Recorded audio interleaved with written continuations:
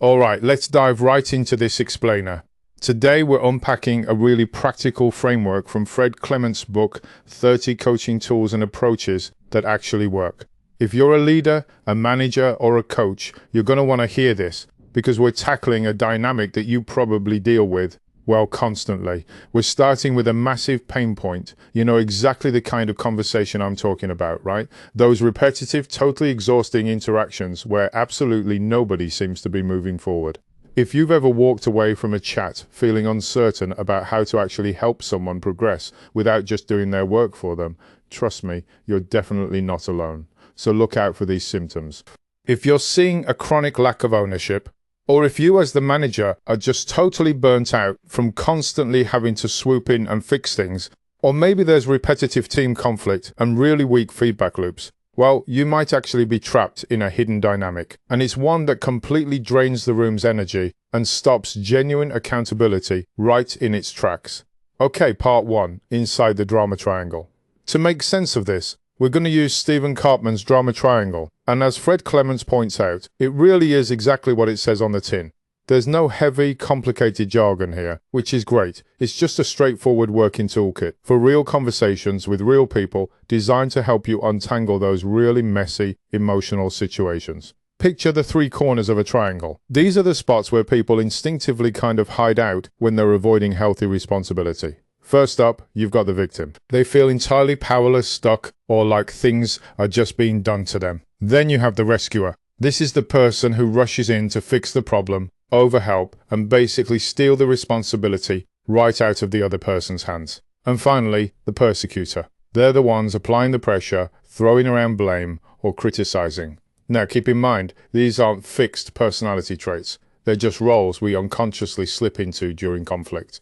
Moving on to part 2, the role switch, and a real workplace example. Here's where it gets wild. These roles, they aren't static. People actually bounce around between them in what's known as the role switch. Let's walk through this timeline. Imagine day 1.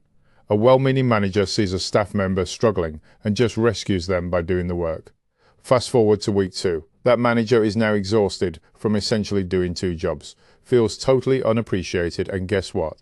They slip right into the victim role, thinking, I have to do literally everything around here. By week 3, the manager snaps, blames the employee, and suddenly becomes the persecutor and the staff member. Well, now they feel like the victim, and the whole toxic cycle just boots right back up again. Alright, part 3, shifting to empowerment.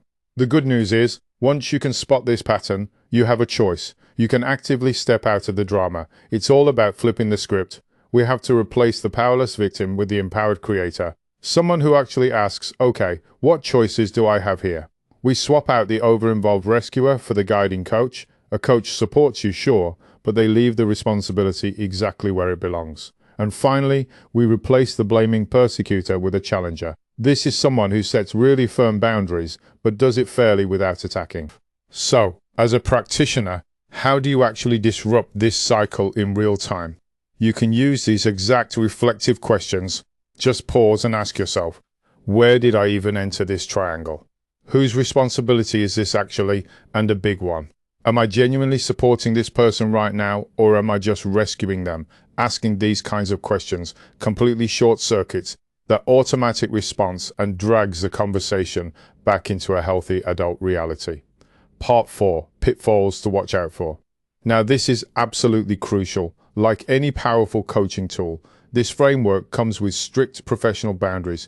You cannot under any circumstances use this model to minimize or explain away genuine abuse, bullying, or discrimination. If someone is facing unsafe working conditions or real coercion, that requires a formal HR or safeguarding intervention, not a coaching framework.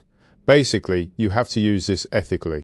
It's meant to be a shared language to spot patterns, not a weapon. You're never going to point a finger at a colleague and say, aha, you're just being a victim. No way. Instead, you introduce the concept neutrally, acknowledge any real structural workplace issues first, and make sure you're creating a safe space where the team can self-reflect on their own habits.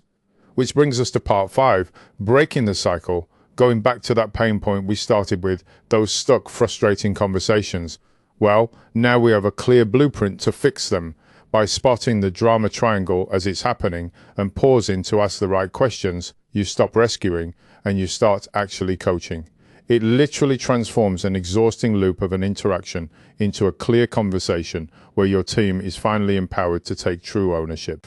So, the next time you feel completely, utterly drained by an interaction with a team member, just take a breath and ask yourself, are you truly helping them grow, or are you just playing your part in the drama? For more information, head over to clementsconsultancy.com to buy a discounted PDF copy of the book, or head over to Amazon for the ebook or printed version.